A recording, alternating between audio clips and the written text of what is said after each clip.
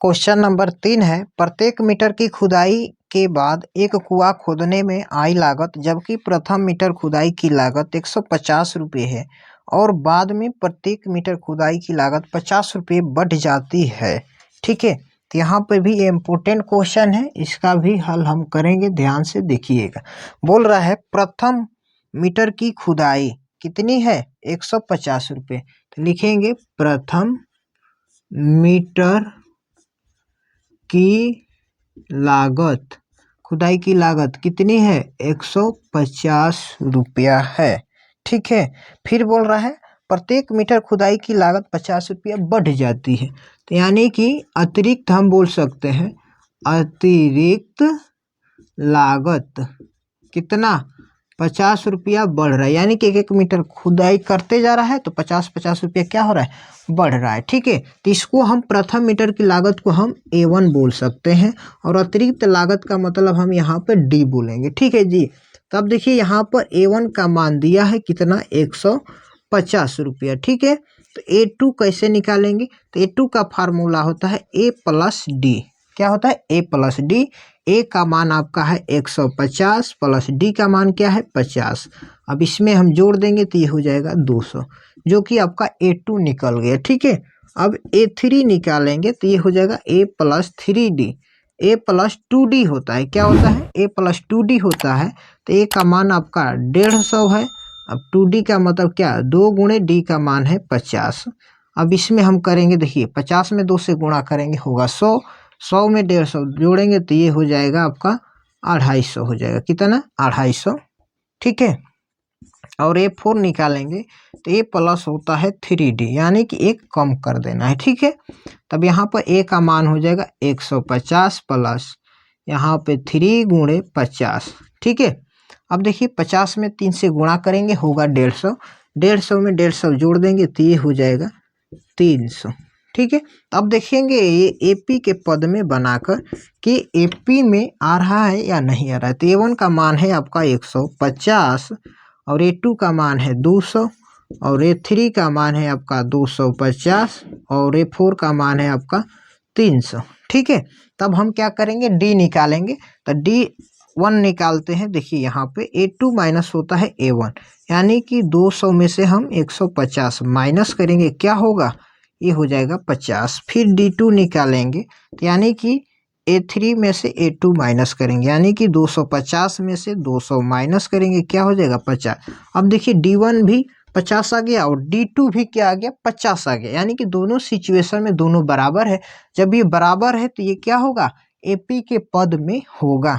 तब लिखेंगे हम यहाँ पर, अतः यह AP के पद में है क्योंकि D का मान समान है। ठीक है, D का मान क्या है, समान है। जब समान होगा तो ऑटोमेटिक समानांतर श्रेणी में होगा। ठीक है, आई होप कि ये क्वेश्चन समझ में आया होगा। चलते हैं नेक्स्ट क्वेश्चन की तरफ। 4 नंबर क्वेश्चन है, खाते में प्रत्येक वर्ष का मिश्रधन जबकि 10,000 रुपये की राशि 8% वार्षिक की दर से चक्रवृद्धि ब्याज पर जमा की जाती है। ठीक है, तो यहाँ पे क्वेश्चन दिया है, क्या दिया है इसमें ध्यान से देखिएगा।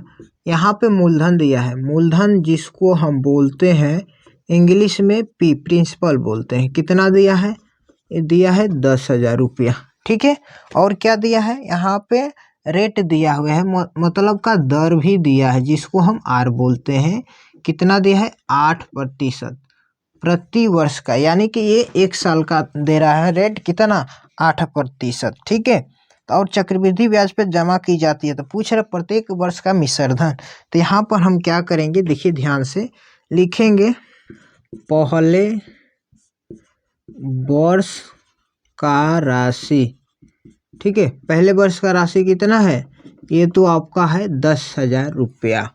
ठीक है जी, तो अब निकालेंगे हम दूसरे वर्ष का चक्रवृद्धि ब्याज। ठीक है, दूसरे वर्ष का चक्रवृद्धि ब्याज निकालेंगे तो इसका फार्मूला होगा P गुणे R गुणे T बटा में 100, यानी कि P का मान आपका है 10,000। ठीक है, और आर का मान है 8 और समय का मतलब 1 साल बटा में 100। 2 जीरो से 2 जीरो कट जाएगा तो ये 100 में 8 से गुणा करेंगे, ये हो जाएगा 800 रुपया। तब यहाँ पर हम लिखेंगे दूसरे वर्ष की राशि बराबर कितना 10,000 प्लस ये 800 ब्याज जो है, तो यहाँ पे हो जाएगा कितना 10,800 रुपया हो जाएगा। ठीक है, अब देखिए यहाँ पे लिखेंगे तीसरे वर्ष की चक्रवृद्धि ब्याज, चक्रवृद्धि ब्याज।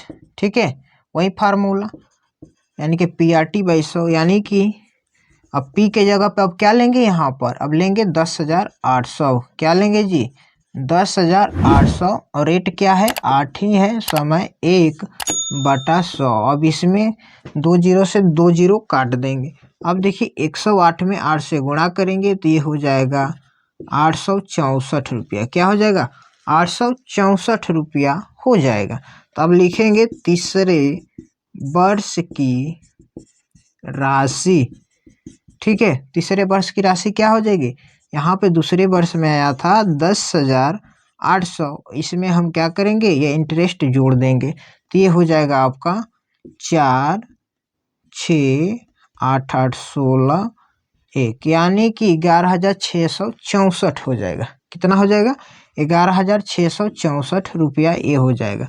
तब इसका हम AP बनाएंगे तो देखते हैं AP पहला वर्ष में क्या था 10,000, ठीक है, और दूसरा वर्ष में क्या है 10,800 और तीसरा वर्ष में क्या है 11,664। ठीक है, तब यहाँ पर हम इसको चेक करेंगे क्या ये एक्चुअल में AP के पद में है या नहीं। तो इसके चेक करने के लिए हम क्या करेंगे तो D1 और D2 निकालेंगे। तो D1 कैसे निकलेगा, D1 होता है A2 माइनस A1, यानी कि 10,800 में से हम माइनस करेंगे 10,000।